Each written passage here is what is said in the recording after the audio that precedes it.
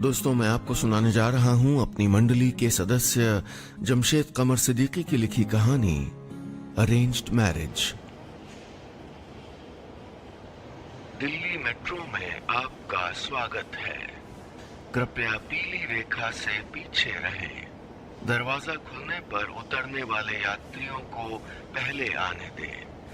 हम आपकी सुखद और सुरक्षित यात्रा की कामना करते हैं। दिल्ली के राजीव चौक मेट्रो स्टेशन पर उस सुबह भी ये आवाज अनगिनत चेहरों की भीड़ में गूंज रही थी। हजारों लोग थे वहां। कॉलेज जाने वाले लड़के लड़कियां जो 3-3, 4-4 के ग्रुप में बेवजह एक दूसरे के कंधे पर हाथ मार के हंस रहे थे। एस्केलेटर से उतरते हुए मोबाइल में आंखें गड़ाए दफ्तर जाने वाले लोग जिनके चेहरों पर कोई खास खुशी नहीं थी। प्लेटफॉर्म पर कतार में खड़े बुजुर्ग जिनकी आंखों में नौजवान पीढ़ी के लिए शिकायतें थीं। कुछ फर्श साफ करते हुए मेट्रो के कर्मचारी भी थे जो लोगों की पूछताछ से इतना थक गए थे कि अब कोई अगर उनसे पूछता, अरे भाई साहब वो हुड्डा सिटी सेंटर के किधर से मिलेगी, तो वो बिना चेहरा उठाए सिर्फ हाथ से इशारा कर देते थे। एक पूरी दुनिया थी उस चमचमाती रोशनी वाले मेट्रो स्टेशन पर, और उस दुनिया में मौजूद हर शख्स की कई कहानियां थीं। एक कहानी रत्नेश की भी थी। वो रत्नेश जो प्लेटफॉर्म नंबर 3 के एस्केलेटर से उतर रहा था। एक स्टाइलिश रगेड जीन्स पहने जो कई जगह से फटी हुई थी। कैप के ऊपर महंगा काला चश्मा टिकाए, वहां पर अंग्रेजी में लिखा हुआ एक टैटू था और कानों में बालियां थीं। वो गुमसुम था। उसके ठीक बगल में उसके 3 महीने पहले बनी पत्नी भावना खड़ी थी। साड़ी का पल्ला सर पर थामे, माथे पर सिंदूर और पैरों में आलता लगाए, एस्केलेटर्स की चाल से घबराती हुई। वो शायद रत्नेश का हाथ पकड़ना चाहती थी, लेकिन न जाने क्यों उसने हिचकिचाकर उस काले हैंडल को थाम लिया जो सीढ़ियों के साथ चल रहा था। लाइन में आइए, लाइन में। प्लेटफॉर्म पर खड़े नीली वर्दी वाले गार्ड ने भीड़ समेटते हुए कहा। बोर्ड दिखा रहा था कि ट्रेन आने में 3 मिनट है। रत्नेश और भावना प्लेटफॉर्म पर बनी पीली रेखा के पीछे हो गए। वैसे वहां कई जोड़े थे, कुछ शादीशुदा भी, लेकिन जैसी खामोशी रत्नेश और भावना के बीच सांस ले रही थी वो अनोखी थी। 3 महीने पहले जो शादी के रिश्ते में बंधे हों, उनके बीच की अजनबियत अजीब थी। वो उधर आएगा लेडीज कोच, आओ। रत्नेश ने भावना से इस तरह कहा कि नजर ना मिलानी पड़े, और भावना ने भी बिना उसकी तरफ देखे सर हिला दिया। दोनों प्लेटफॉर्म के एक सिरे की तरफ जाने लगे। कहने को तो वो एक दूसरे के साथ खड़े थे, लेकिन उनके कंधों के बीच उस बालिश्त भर की दूरी में अनगिनत खामोशियां, उदासियां, नाराजगियां और बेबसी, न जाने कितना कुछ समा सकता था। तेज हॉर्न के साथ प्लेटफॉर्म पर ट्रेन दाखिल हुई तो हड़बड़ी मच गई। पहले से बनाई गई लाइन तितर बितर हो गई। गेट खुलते ही अंदर के लोग बाहर और बाहर के लोग अंदर जाने लगे। रत्नेश और भावना लेडीज कोच की तरफ तेज कदमों से चलने लगे। ओके, मैं उधर हूँ, रत्नेश ने भावना के लेडीज कोच में दाखिल होते ही बाहर से कहा और खुद जनरल कोच की तरफ आ गया। वहाँ लेडीज और जेंट्स दोनों थे। दरवाजों से हटकर खड़े हों, please stand clear of the door. आवाज गूंजी और जनरल कोच के दरवाजे बंद हो गए।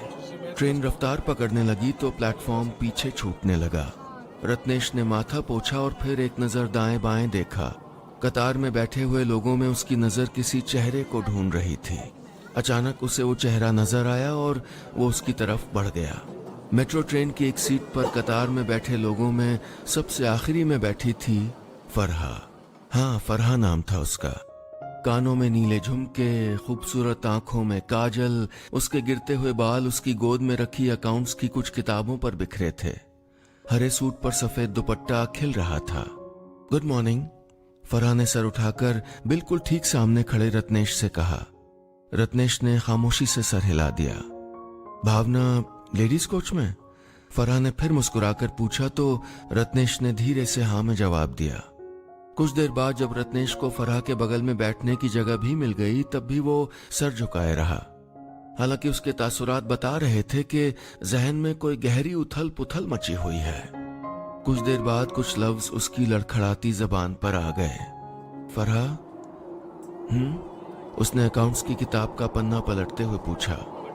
रत्नेश बोला, मैंने तय कर लिया है, मैं भावना से तलाक ले लूंगा। फरहा उसके चेहरे को हैरानी से देख रही थी। ये क्या कह रहा था वो?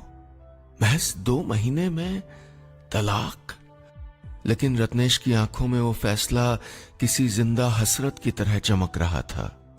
उसे अंदाजा हो गया था कि भावना और उसकी जिंदगी ट्रेन के ट्रैक की 2 पटरियों जैसे हैं जो उम्र भर साथ तो चल सकते हैं लेकिन मिल नहीं सकते।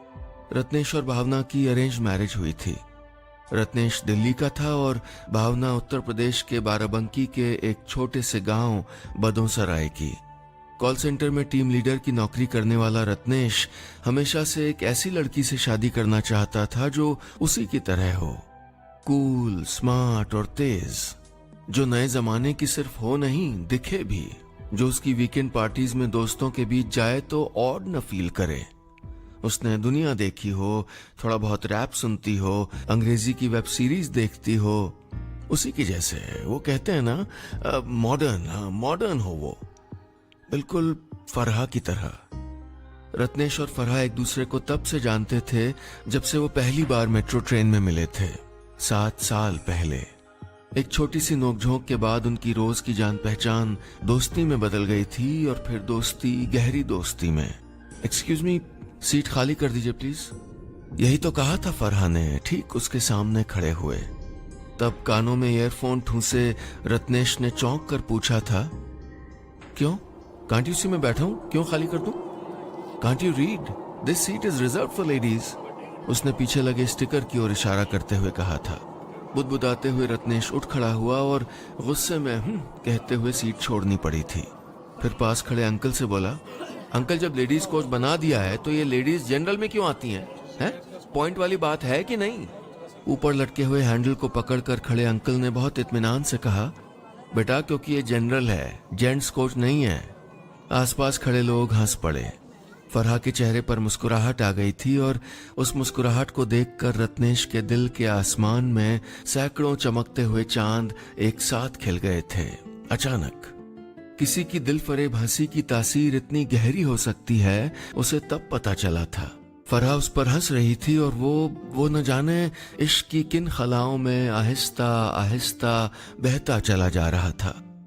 उसकी जिंदगी में सब कुछ ऐसे ही होता था, फौरन, जल्दी, क्विक। तलाक? तुम पागल हो गए हो क्या?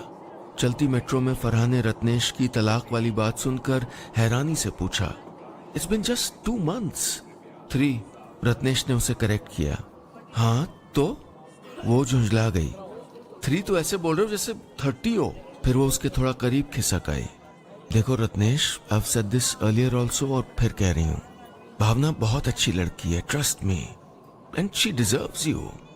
हाँ वो है स्मॉल टाउन गर्ल, लेकिन ये कोई खराब बात तो नहीं है। उसे थोड़ा टाइम दो, वो सब सीख जाएगी।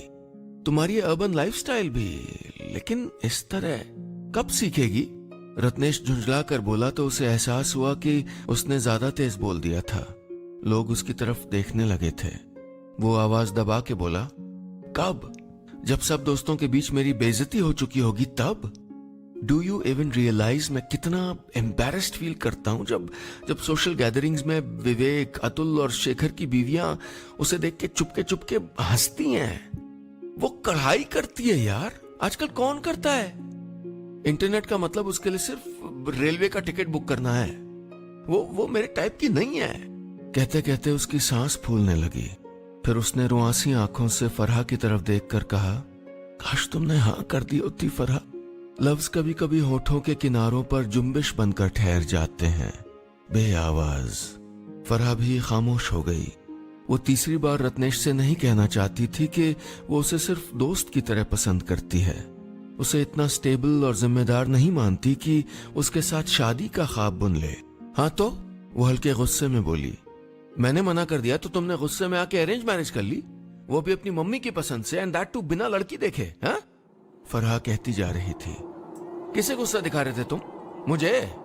अरे शुक्र मनाओ कि भावना मिल गई, अच्छी लड़की है। कोई और ताड़का टाइप मिल जाती ना तो नाच नचवा देती। रत्नेश सर झुकाए बैठा रहा और फरहा दूसरी तरफ देखती रही। जाहिर है रत्नेश भावना को बिल्कुल पसंद नहीं करता था।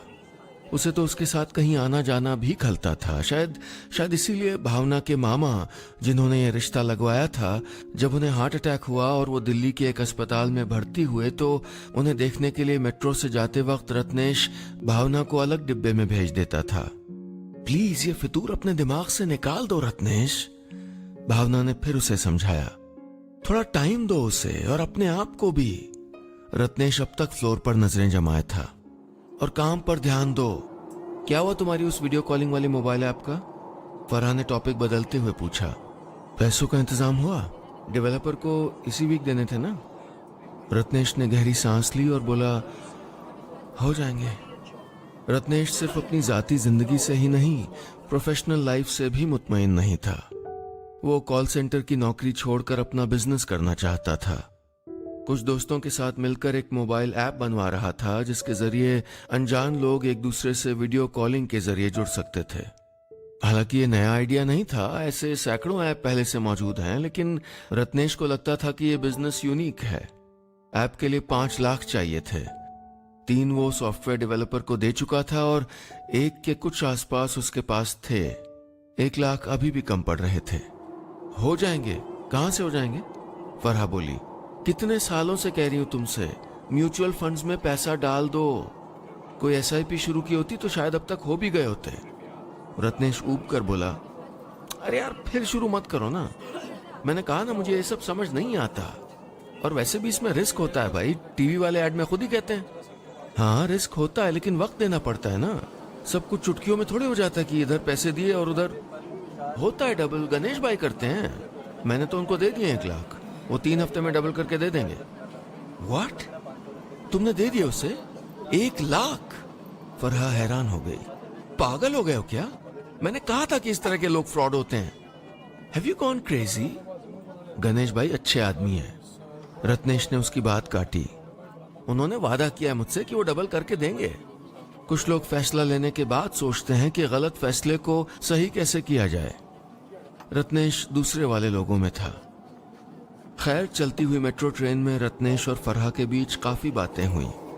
फरहा ने उसे समझाया कि वो अपनी पत्नी भावना के साथ थोड़ा वक्त बिताए, अपनी उलझी हुई जिंदगी को सुलझाए, एक मौका देकर तो देखे। अगला स्टेशन सेंट्रल सेक्रेटेरिएट है, दरवाजे बाईं तरफ खुलेंगे। मेट्रो ट्रेन में अनाउंसमेंट हो रहा था। फरहा इसी स्टेशन के पास एक ऑफिस में अकाउंटेंट का काम करती थी। वो उठी और बोली, Ratnesh please take care of your life. और वो बेकार के ख्याल निकाल दो मन से। उसके साथ टाइम बिताओ। ट्रस्ट मी, वो बहुत अच्छी लड़की है। एक बार कोशिश तो करो। करोगे ना? हाँ, उसने कहा तो रत्नेश थोड़ी देर उसकी तरफ देखता रहा। फिर उसने धीरे से सर हिला दिया। उम्मीद की कोई अजनबी किरण जहन के किसी कोने में झिलमिला रही थी। ये उस रिश्ते की चढ़ती सुबह थी या ढलती हुई शाम, ये तय होना अभी बाकी था। दोस्तों, ये था मेरी मंडली के सदस्य जमशेद कमर सिद्दीकी की लिखी कहानी अरेंज्ड मैरिज का पहला हिस्सा। उम्मीद है कहानी आपको पसंद आ रही होगी। रत्नेश और भावना का रिश्ता क्या पहले से बेहतर होगा? रत्नेश की एक कोशिश से क्या ये अरेंज्ड मैरिज कामयाब होगी या फिर आने वाला वक्त उसे और उदासी के गहरे अंधेरे में ले जाएगा? जानने के लिए सुनिएगा कहानी का दूसरा हिस्सा, अरेंज्ड मैरिज पार्ट 2।